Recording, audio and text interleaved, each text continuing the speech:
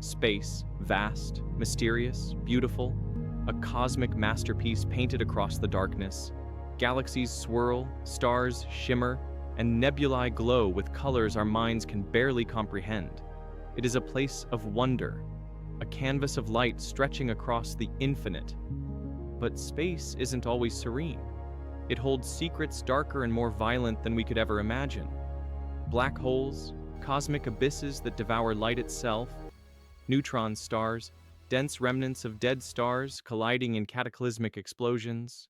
Space is not just a realm of beauty. It's a stage for the most extreme forces in existence.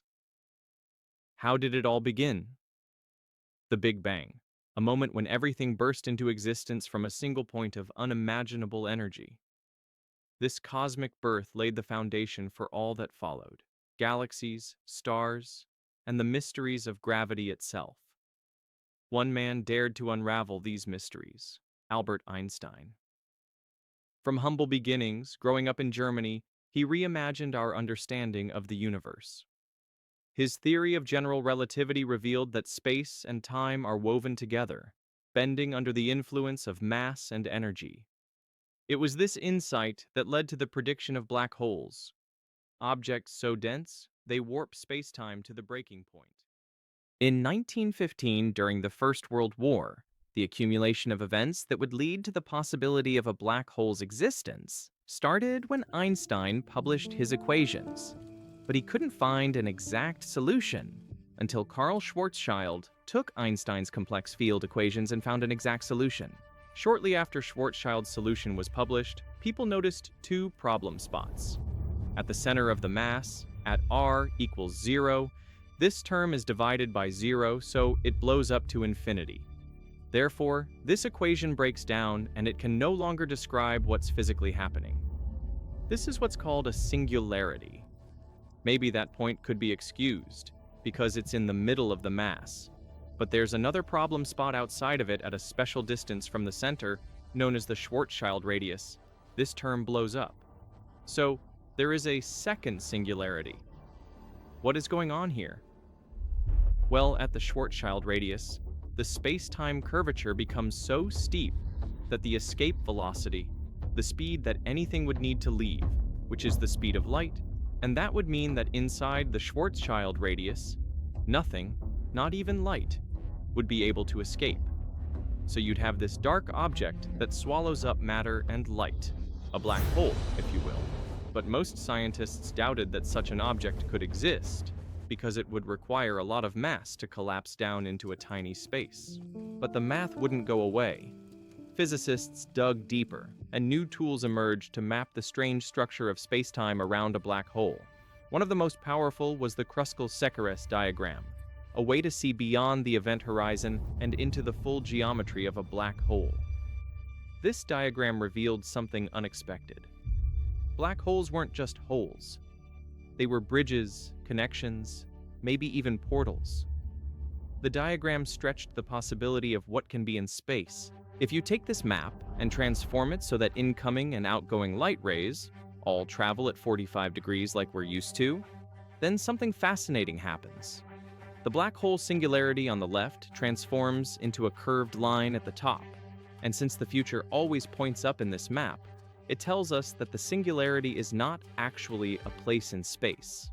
Instead, it's a moment in time, the very last moment in time for anything that enters a black hole. The map we've just created is a space-time diagram, but this only represents a portion of the universe, the part inside the black hole's event horizon and the part of the universe closest to it.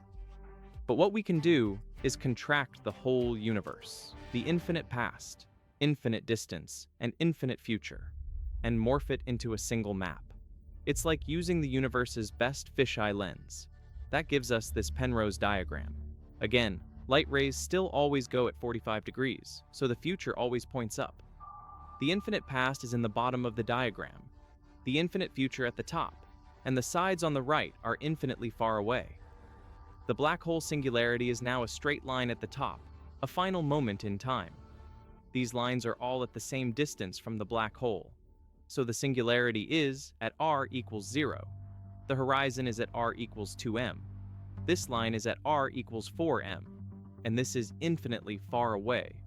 All of these lines are at the same time.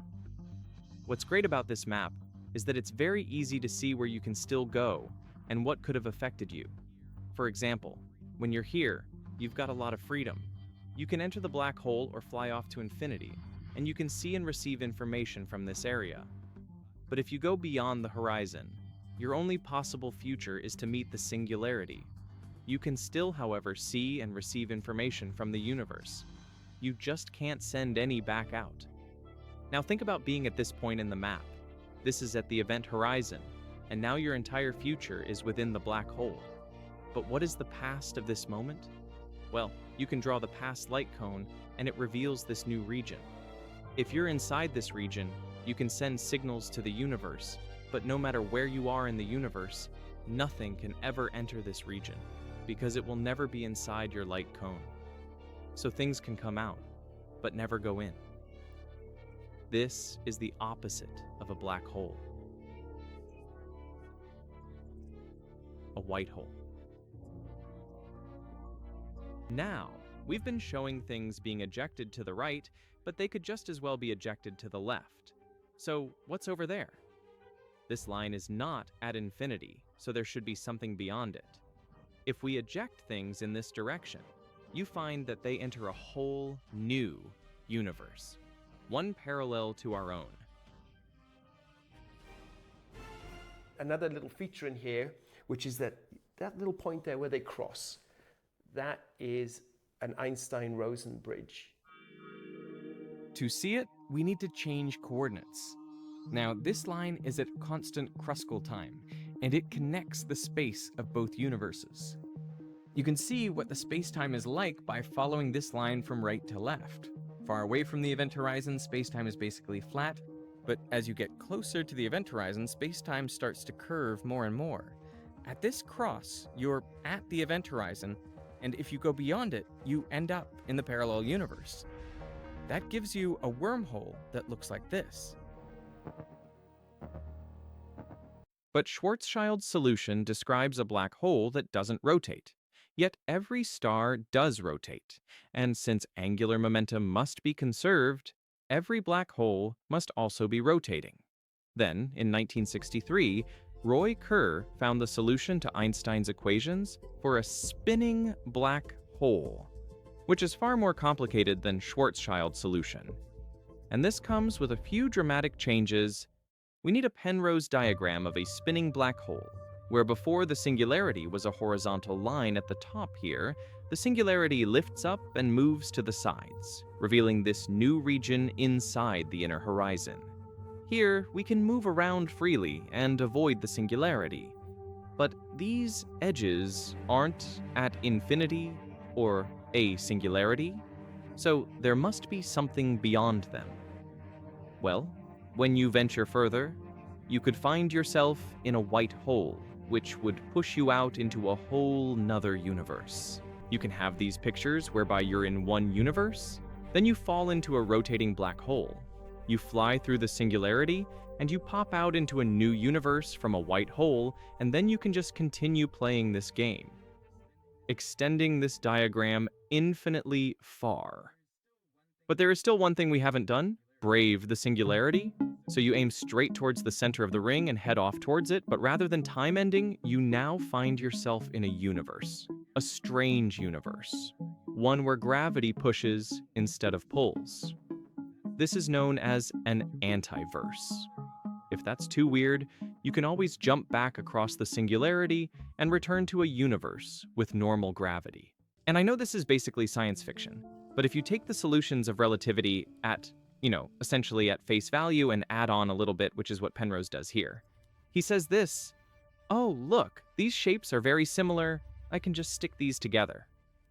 Then this is the conclusion that you get. Now we have effectively an infinite number of universes all connected with black hole, white holes, all the way through, but according to our current best understanding, it seems likely that white holes, traversable wormholes, and these parallel universes don't exist, but we also used to think that black holes didn't exist. So, maybe we'll be surprised again. I mean, we have one universe, right? Why can't we have two?